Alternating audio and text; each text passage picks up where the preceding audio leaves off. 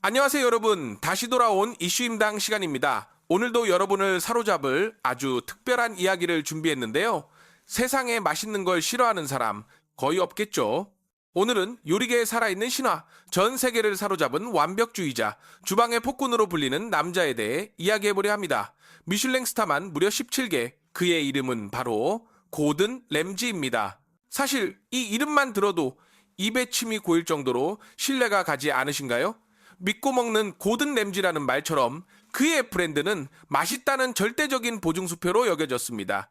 기억하시나요? 2021년 그 거대한 고든 램지 브랜드가 서울 잠실에 첫 발을 디뎠을 때 대한민국은 그야말로 열광의 도가니였습니다. 한 입에 14만 원짜리 버거, 처음엔 다들 미쳤다며 욕했지만 정작 가게 앞은 새벽부터 인산인해였죠. 고든 램지 버거를 먹었다는 게 마치 나는 성공했다는 상징처럼 여겨지기도 했습니다. 하지만 단 4년이 흐른 지금 그 뜨거웠던 열기는 어디로 갔을까요? 대기줄은 사라지고 조용히 문을 닫는 매장들이 늘고 있습니다. 무려 19억 원의 적자가 기록되었고 사람들 사이에선 한국에선 망해도 싸다는 말까지 나올 정도입니다. 과연 무슨 일이 있었던 걸까요? 세계 최고의 셰프가 만든 브랜드가 왜 한국에서만 유독 고개를 숙이게 됐는지 오늘 이슈임당에서는 고든 램지 코리아 몰락의 이면을 파헤쳐 보겠습니다. 내부자의 충격적인 증언까지 함께 전해드릴게요. 하지만 본격적인 이야기로 들어가기 전에 우리는 왜 이토록 고든 램지라는 이름에 열광했는지 그 이유부터 살짝 짚고 넘어가야겠죠. 왜냐면 그는 단순히 요리를 잘하는 사람을 넘어서 한편의 드라마 같은 인생을 가진 인물이기 때문입니다. 고든 램지는 스코틀랜드의 가난한 가정에서 태어났습니다. 알코올 중독과 가정폭력이 일상이던 아버지 밑에서 자란 그는 처음부터 요리사의 길을 꿈꿨던 건 아니었죠. 그의 첫 번째 꿈은 축구선수였습니다. 실제로 유망주로 성장했지만 치명적인 무릎 부상과 극심한 가난은 그 꿈마저 빼앗아버립니다. 그렇게 삶의 벼랑 끝에 몰린 그는 주방이라는 새로운 세계에 발을 들이게 됩니다. 하루 17시간에 달하는 살인적인 노동, 쉼없이 쏟아지는 욕설과 모욕, 그는 모든 것을 버텼습니다. 그리고 그 과정 속에서 평범한 요리사가 아닌 괴물 같은 완벽주의 셰프로 다시 태어납니다. 31세에 자신의 이름을 건 첫 레스토랑을 오픈한 그는 단 3년 만에 미슐랭 3스타를 따내는 기적을 만들어냅니다. 그 기세를 몰아 세계 최고의 셰프로 우뚝 서게 되죠. 우리가 방송에서 자주 보던 그의 살벌한 욕설과 분노는 사실 생존을 위한 본능이었는지도 모릅니다. 타협 없는 완벽함, 그리고 살아남기 위한 처절한 집념, 바로 그 철학이 브랜드 전체에 녹아 있었습니다. 그런 고든 램지가 아시아 시장의 첫 거점으로 선택한 나라, 바로 대한민국이었습니다. 한국 소비자들의 미식 수준과 트렌드에 민감한 특성을 높이 평가했기에 가능한 결정이었죠. 그래서 2021년 서울 롯데월드몰에 전 세계 세 번째 아시아 최초 고든 램지 버거 매장이 오픈하게 됩니다. 그 반응은 정말 뜨거웠습니다. 가장 큰 화제를 불러일으킨 메뉴는 단연 1966 버거였습니다. 가격이 무려 14만 원, 여론은 딱 반으로 갈렸습니다. 버거 하나에 14만 원이라니 말도 안 된다는 비난과 고든 램지의 정수를 그 가격에 경험할 수 있다면 충분히 가치 있다는 옹호가 팽팽히 맞섰죠. 하지만 결과적으로 초기 마케팅은 대성공이었습니다. 코로나로 억눌렸던 소비 욕구가 터져나오면서 이 비싼 가격은 오히려 남들과 다른 특별한 경험이라는 과시욕을 제대로 자극했습니다. 월 매출은 10억 원을 돌파했고 예약 앱은 열리자마자 서버가 마비되었죠. 그 시점에서 운영사였던 진경산업은 분명히 샴페인을 터뜨리고 있었을 겁니다. 패션 브랜드 메트로시티로 잘 알려진 그들에게 외식업 진출은 완벽한 승부수처럼 보였으니까요. 하지만 성공에 너무 빠르게 취해버린 걸까요?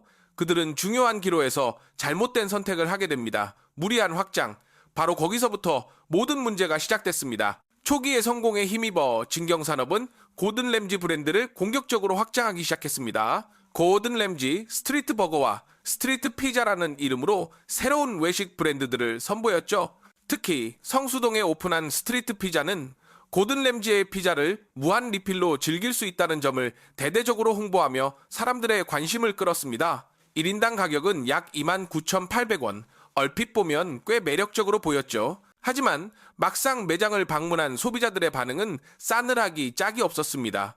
고든 램지는 맛있는 피자는 토핑이 많을 필요가 없다는 철학을 가지고 있었지만 한국 소비자들의 눈에는 그저 원가를 아끼려는 핑계처럼 보였습니다. 두툼한 도우에 비해 부실한 토핑, 거기에 직원이 한 조각씩 들고 다니며 피자를 나눠주는 방식은 먹고 싶은 피자를 언제 받을 수 있을지 기약이 없었고 흐름이 끊기면 입맛도 함께 떨어졌습니다. 무한 리필이라는 이름 아래 디테일은 실종되었습니다. 특히 한국 외식 문화의 기본 중 기본인 피클과 탄산음료가 문제였습니다. 콜라 한 잔에 5,000원, 오이 피클 한 접시에도 5,000원. 여기에 소스 하나 찍어 먹으려면 3,500원을 더 내야 했죠. 느끼한 피자를 무제한으로 먹으라면서 정작 느끼함을 잡아줄 요소들은 유료로 제공되니 소비자 입장에서는 곱게 보일 수가 없었습니다. 국내 프랜차이즈 피자 브랜드들은 어땠을까요? 평일 런치 기준만 2,900원이면 수십 가지 피자에 샐러드바, 음료까지 무제한으로 즐길 수 있습니다. 가격은 절반인데 구성은 2배.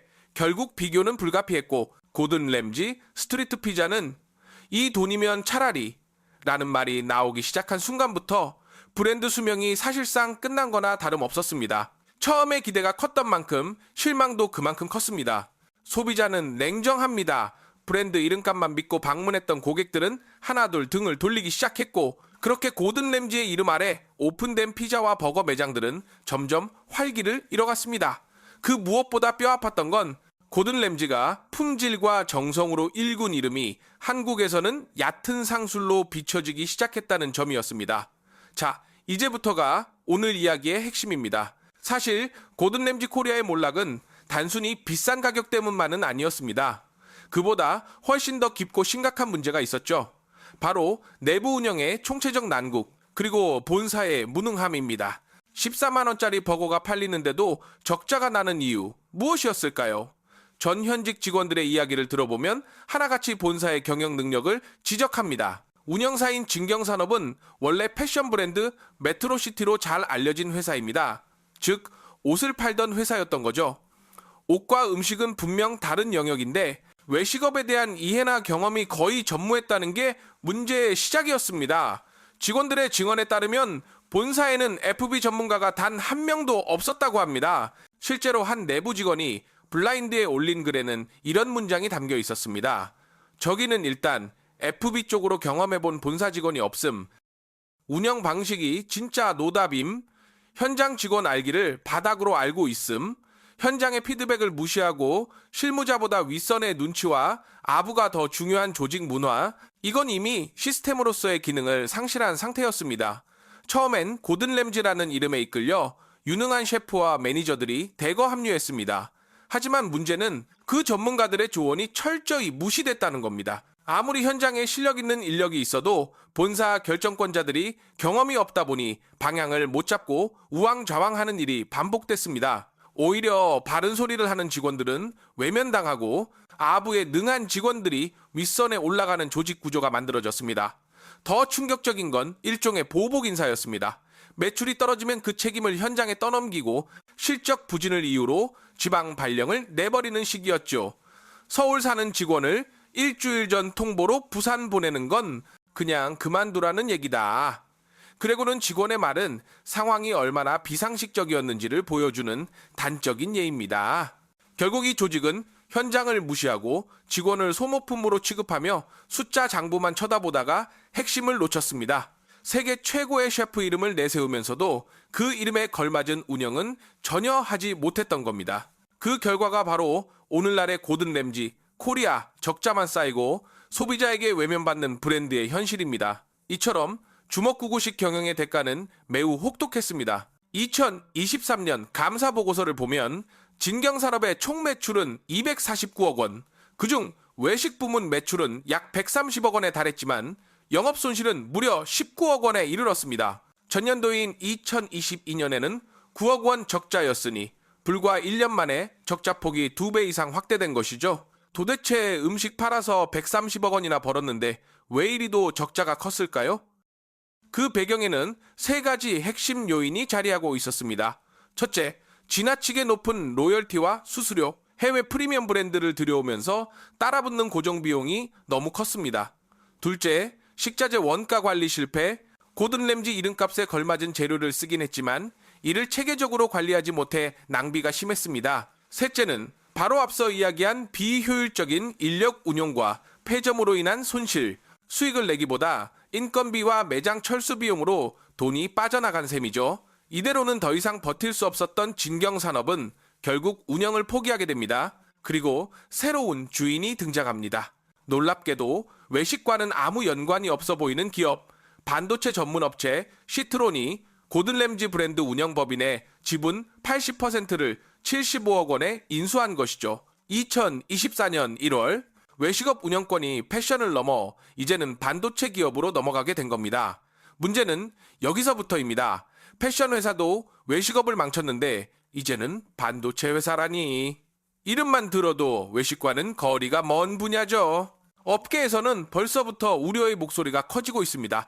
고든 램지라는 브랜드를 제대로 운영할 수 있을까? 단순히 돈만 있다고 되는 일이 아니라는 걸 진경산업 사례가 이미 증명했기 때문입니다. 물론 시트론은 이 브랜드에 대해 큰 기대를 걸고 있습니다. 무려 300억 원 규모의 투자를 예고하며 공격적인 확장 계획을 다시 세우고 있죠. 그들의 새로운 야심작은 영국 전통 음식인 피시앤칩스 매장. 하지만 시작도 하기 전에 벌써부터 걱정이 앞서는 이유는 과거 실패에서 제대로 배우지 못한 듯한 분위기 때문입니다. 시트론이 내세운 다음 카드, 바로 피시앤칩스. 고든 램지를 상징하는 또 하나의 영국 전통 요리죠. 하지만 이 선택, 과연 한국 소비자의 마음을 움직일 수 있을까요? 이미 해외에서 힌트는 나왔습니다. 한 소비자가 마카오 고든 램지 매장에서 피시앤칩스를 먹은 후 남긴 후기가 논란이 됐습니다. 가격은 약 5만 5천 원. 그런데 맛에 대한 평가는 너무도 충격적이었습니다. 그냥 급식 때 먹던 생선가스 고급 버전이다 라는 솔직한 반응. 이 말이 왜 중요하냐면 한국인들에게 생선가스는 그야말로 학창시절 급식의 상징 같은 메뉴이기 때문입니다. 5만 원이 넘는 돈을 주고 추억의 급식 맛을 느끼고 싶은 사람, 과연 얼마나 될까요? 게다가 요즘 한국 외식 시장의 트렌드는 초과성비입니다. 애슐리, 무한리필 고깃집, 런치 뷔페 등 부담 없는 가격에 다양한 음식을 즐기려는 소비자들이 늘고 있죠. 이런 상황에서 고든 램지라는 이름 하나로 다시 고가 전략을 밀어붙이려는 시도는 과연 통할 수 있을지 의문입니다. 실제로 소비자들의 반응을 살펴보면 14만 원이면 차라리 프리미엄 한우 오마카세를 먹겠다는 의견이 많습니다. 그 돈이면 셰프가 내 눈앞에서 하나하나 만들어주는 고급 스시를 경험할 수 있는데 누가 햄버거나 피시앤칩스를 먹겠냐는 거죠. 프리미엄 전략은 단순히 가격표에 0을 하나 더 붙인다고 완성되는 게 아닙니다. 소비자가 그 가격을 지불하며 느끼는 만족감, 대접받는다는 기분, 정성스러운 디테일이 동반되어야 진짜 명품이 되는 거죠. 그런데 고든 램지 코리아는 이 중요한 본질을 놓치고 말았습니다. 결국 명품이 아니라 그저 비싸기만 한 사치품으로 인식된 겁니다. 이제 고든 램지 브랜드는 또 한 번 중대한 갈림길에 섰습니다. 과연 새로운 주인 시트론은 과거의 실패를 반면교사 삼아 진짜 고든 램지다운 외식 경험을 제공할 수 있을까요? 아니면 똑같은 실수를 반복하며 조용히 한국 시장에서 사라지게 될까요? 오늘 우리가 본 이야기는 단순한 한 브랜드의 실패가 아닙니다. 아무리 훌륭한 재료가 있어도 요리하는 사람이 실력이 없으면 음식은 결국 쓰레기통에 버려진다는 것, 그리고 아무리 유명한 이름이라 해도 소비자를 얕보고 기본을 무시하면 반드시 시장은 냉정한 심판을 내린다는 것을 보여주는 사례입니다. 여러분은 어떻게 생각하시나요?